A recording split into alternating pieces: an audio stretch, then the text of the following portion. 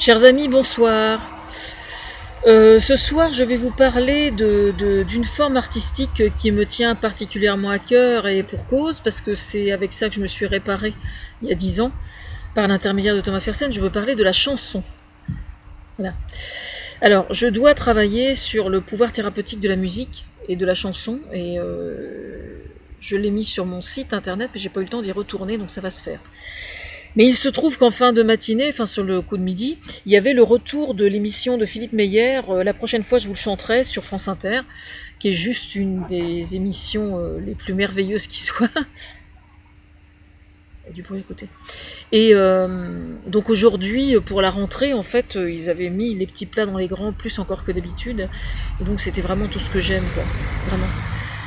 C'est-à-dire des interprétations de certains classiques particulièrement soignés par des gens pas connus mais bourrés de talent, enfin plein de choses extraordinaires. Donc je vais mettre le lien sur la vidéo. Mais en fait la chanson,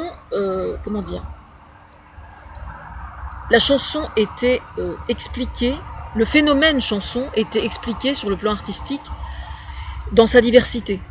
C'est-à-dire la plus con, etc. Enfin voilà. Et d'ailleurs, j'étais pas contente parce que j'ai dit à Thomas, je lui ai dit mais il y a Jeanne Chéral qui a fait une chanson qui s'appelle Une petite chanson à la con et qui me fait rigoler à chaque fois et elle y était pas, ça va pas du tout. Je suis pas contente. Mais non, mais il faut vraiment aller réécouter ça. Et alors notamment, il y avait une question qui a été posée, est-ce qu'une chanson peut causer un traumatisme ? J'ai trouvé, parce que c'est vrai que je me suis réparée moi par la chanson, et c'est par le choc émotionnel positif que les chansons, je me les suis appropriées, et que donc, d'une certaine façon, je me les suis reconstruites. Donc c'est un peu comme si vous construisiez un édifice, et puis les chansons, les chocs émotionnels qu'on reçoit sont les éléments solides, et puis le travail thérapeutique qui est fait avant, après, etc., c'est un peu le ciment qui est entre les briques. On va dire ça comme ça. J'utilise toujours des métaphores, mais je pense que c'est un point fort pour moi d'utiliser la métaphore, parce que justement ça parle bien, ça explique plus facilement. Voilà, je fonctionne beaucoup avec l'image, donc c'est pas pour rien que je suis aussi à l'aise dans l'univers de Thomas Fersen, c'est parce que justement lui aussi fonctionne comme ça. Voilà. Alors la question était, est-ce qu'on peut être traumatisé par une chanson ? La réponse est oui, bien évidemment. On peut effectivement être traumatisé par une chanson. D'ailleurs, il y avait la chanson, tiens, j'avais peur d'oublier le nom, il y a la chanson Suzanne de Suzanne Take You Down, et cette chanson-là, justement, la femme qui avait inspiré cette chanson-là, à Bob Dylan, a été littéralement traumatisée par le succès de la chanson, parce que malheureusement, je pense que son identité avait dû être révélée, enfin je sais pas comment ça s'était passé. Toujours est-il qu'elle elle a vécu ensuite recluse, elle a plus jamais voulu, elle a toujours refusé d'assumer ça, tellement c'était lourd à porter. Donc c'est vous dire, pour une seule chanson. Alors heureusement que je suis pas comme ça, parce que franchement... mais bon, moi, depuis 10 ans, j'aurais très bien pu choisir, éventuellement, de me retirer et de dire, je ne veux plus entendre parler de rien. Je veux dire, chacun mène la vie qu'il veut, comme il veut. Moi, j'ai choisi de l'assumer. Chacun... J'aurais pu choisir de ne pas revenir vers Thomas, mais j'ai choisi de revenir. C'est comme ça. Mais alors à la question, est-ce qu'une chanson peut être traumatisante ? La réponse est oui, bien sûr. Et en dehors du fait de l'avoir inspiré, une chanson peut parfaitement être complètement traumatisante au point de détruire quelqu'un très probablement, comme peut l'être une pièce de théâtre, comme peut l'être une odeur, comme peut l'être n'importe quoi dans la vie. N'importe quoi peut être effectivement traumatisant. Un jour de mariage peut être un traumatisme dont on ne se remet absolument jamais. Les choses les plus merveilleuses positivement peuvent, dans certaines circonstances, être absolument terrifiante et traumatiser quelqu'un à vie. Comment est-ce possible ? Eh bien tout simplement parce que lors d'un traumatisme, c'est le choc émotionnel reçu lors du traumatisme qui crée le traumatisme. Comment on le sait ? Eh bien tout simplement, en général, ça reste dans la mémoire. Mais il arrive quelquefois que ça ne reste pas dans la mémoire quand c'est les premières années de la vie notamment. Mais dans ce cas-là, c'est refoulé et donc quand ça ressort, ça fait... c'est beaucoup plus grave encore. Mais bon, on ne va pas aborder le problème du refoulement ici parce que ce n'est pas le sujet. Mais le fait est que lors d'un traumatisme, il y a certaines circonstances qui sont notamment perçues par les 5 sens. Hein. Ça peut être le temps qu'il fait, comme c'était mon cas. Moi, quand ça m'est arrivé, je passais devant la maison chez mes parents, il faisait un soleil absolument extraordinaire. Bon, ça ne veut pas dire pour autant que quand il fait beau que je n'apprécie pas le soleil, mais n'empêche que j'y pense très souvent. Et c'est vrai que je supporte pas le plein soleil en plus, parce que j'ai une peau de rousse et donc je peux pas. J'ai peur du plein soleil. Peut-être que c'est lié à ça, je sais pas.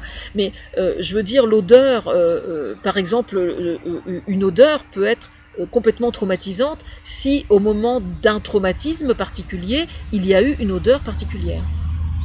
Un bruit peut être... par exemple, vous avez des gens qui ont eu des accidents extrêmement graves et puis qui sont restés traumatisés par le bruit de la sirène de l'ambulance qui a suivi parce qu'ils se sentaient mourir, etc. Dès l'instant qu'on perçoit quelque chose de façon simultanée avec un traumatisme extrêmement grave, par rattachement, en fait, cette chose devient traumatisante aussi. Imaginez par exemple une femme qui se fait violer alors qu'elle entend une musique particulière.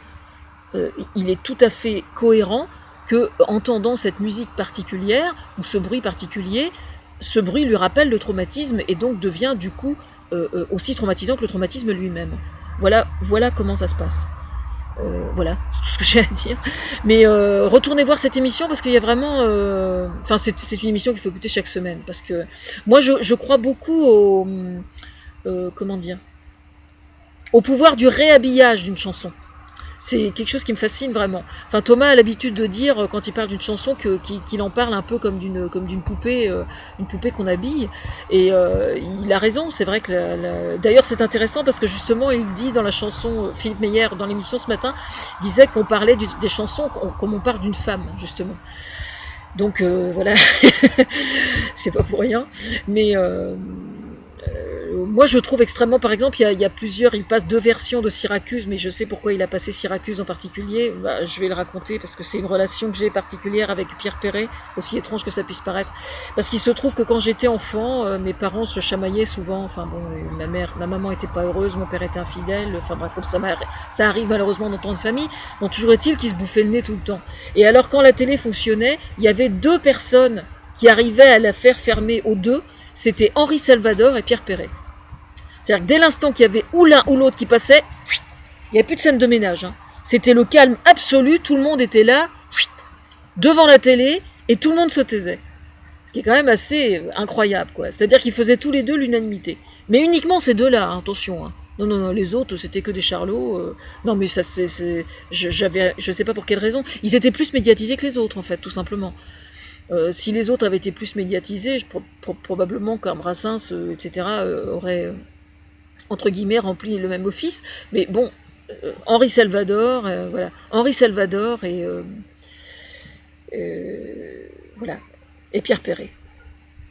C'est vraiment... j'ai des souvenirs par rapport à ça. Puis Pierre Perret, j'ai un énorme souvenir avec lui à cause du zizi. Non, mais c'est parce que j'avais une tante que j'adorais, qui s'appelait Colette. Et qui était ma marraine, et alors son mari était routier, et alors quand elle avait découvert cette chanson, je crois que de toute ma vie, je ne l'ai jamais entendu rire autant que ça, et de se foutre de la gueule de son mari qui était chauffeur routier. Mais elle riait, c'était hallucinant. Et donc évidemment, moi qui l'adorais, les gens qu'on aime, on aime les voir heureux, on aime les voir rire. Donc comment dire, Dieu soit loué, en règle générale, les chansons sont quand même beaucoup plus souvent, enfin à 95%, sont rattachées à des souvenirs positifs quand même. Hein. C'est exceptionnel quand une chanson est traumatisante. Mais c'est vrai que ça peut arriver, bien sûr que ça peut arriver. Mais c'est précisément le pouvoir, c'est là que repose le pouvoir thérapeutique d'une chanson d'ailleurs, hein, ou de la musique justement, puisqu'on va en parler en même temps. C'est précisément par l'émotion que ça provoque, et la capacité aussi à faire fonctionner l'imagination. Enfin ça, je dis ça surtout pour la musique en particulier. La musique en particulier, la musique seule, sans parole, a le pouvoir de vous faire voyager. Ça, c'est extrêmement important de le comprendre. Si jamais vous écoutez, il y avait, je pense que ça existe toujours à Radio France, la série pas Connaissance du Monde, comment ça s'appelait, je me souviens plus.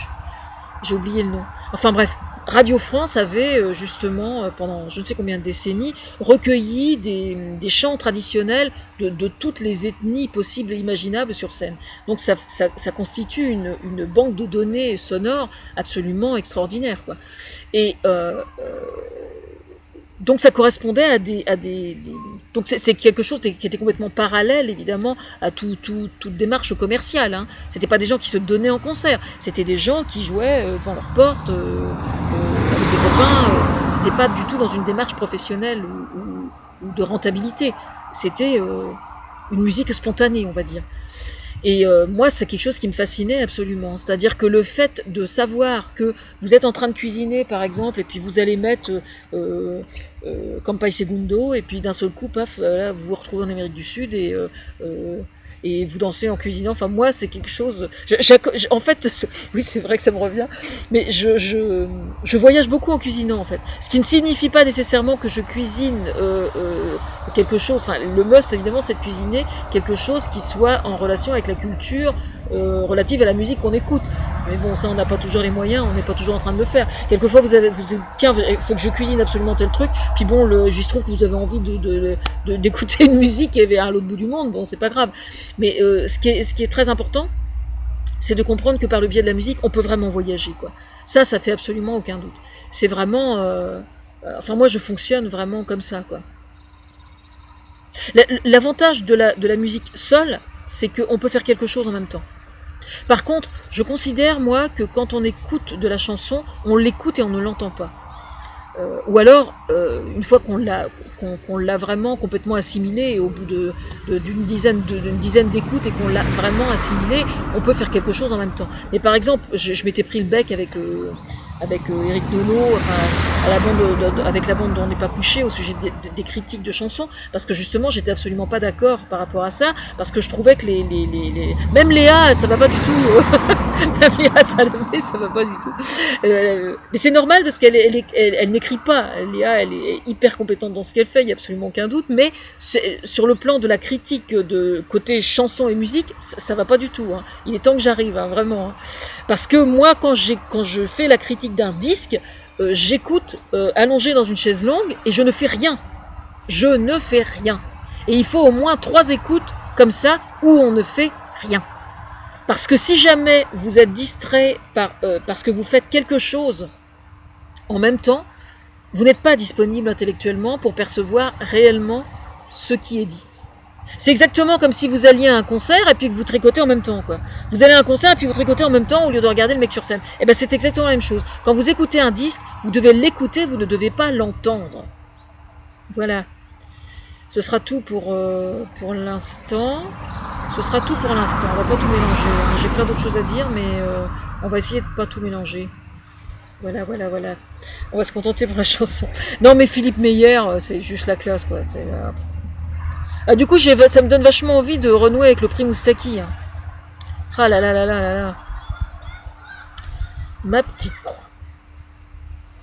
Bon, à part ça, j'ai fait une vidéo au sujet de Marion Maréchal Le Pen et la religion catholique. Mais une fois que j'ai envoyé le message, une fois que j'ai envoyé mon article, il n'est pas apparu sur mon site internet, si vous voyez ce que je veux dire.